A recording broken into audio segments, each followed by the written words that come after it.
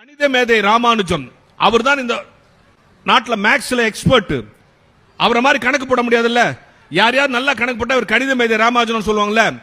அந்த கணித மேதை ராமானுஜம் இங்கிலீஷில் ஃபெயில், 3 தடவை ஃபெயில், 3வது தடவை 3 மார்க்கில் ஃபெயில். நான் பொய் சொல்லலைங்க. கணித மேதை ராமானுஜம் வரலாற்று எடுத்து படிச்சு பாருங்க. அதனால அவரால் ஹையர் ஸ்டடிஸ் போக முடியல. ஆர்பர்ல ஒரு கிளார்க் வேலைக்கு போயிட்டாரு. கிளார்க் வேலைக்கு போன அந்த ராமானுஜம் உலக அளவில் கணித மேதை அங்க உருவானது எப்படி தெரியுமா? கிளார்க் வேலை செஞ்சுக்கிட்டே இருக்காரு. ஃப்ரீ டைம்ல எல்லாம் ஒரு லைப்ரரிக்கு போவார். அந்த லைப்ரரியில புக் எடுத்து படிச்சுக்கிட்டே இருப்பார்.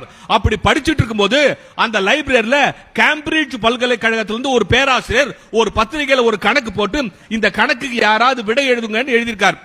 நிறைய பேர் எழுதி போட்டாங்க, தப்பு. ராமானுஜமும் எழுதி போட்டார், கூட ஒரு லெட்டர் வச்சு அனுப்பிச்சார். அந்த கேம்பிரிட்ஜ் ப்ரொஃபசர் பார்த்துட்டு அசந்துட்டான். இதுவரைக்கும் அந்த ஆன்சர்லயே இந்த ஆன்சர் தான் கரெக்ட் ஆன்சர், ஸ்ட்ரைட் ஆன்சர். யார் எழுதியிருப்பான்னு கூட வச்சிருக்க லெட்டரை பார்த்தா அவர் நினைச்சாரு யாரோ ஒரு பெரிய ப்ரொஃபசர் எழுதியிருப்பான்னு நினைச்சாரு. கடைசியில் பார்த்தா ஆர்பர்ல இருக்கிற கிளார்க் அவர் பதில் எழுதினாரு.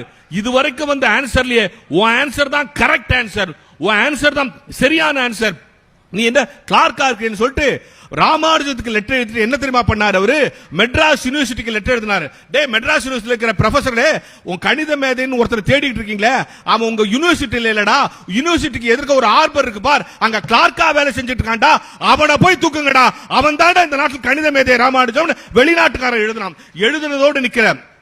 இங்க இருந்து புறப்பு ஒரு ப்ரொஃபசரை நீங்க போய் அந்த ராமானுஜத்தை பார்த்துட்டு வாங்க, அவன் தான் கணிதத்தில் அறிவுன்னு சொல்லிட்டு ராமானுஜத்தை கேம்பிரிட்ஜ் பல்கலைக்கழகத்துக்கு வரவழைத்து தேர்வு எழுதாமலே பட்டம் கொடுத்தார்கள் என்பதுதான் ராமானுஜத்தினுடைய வரலாறு.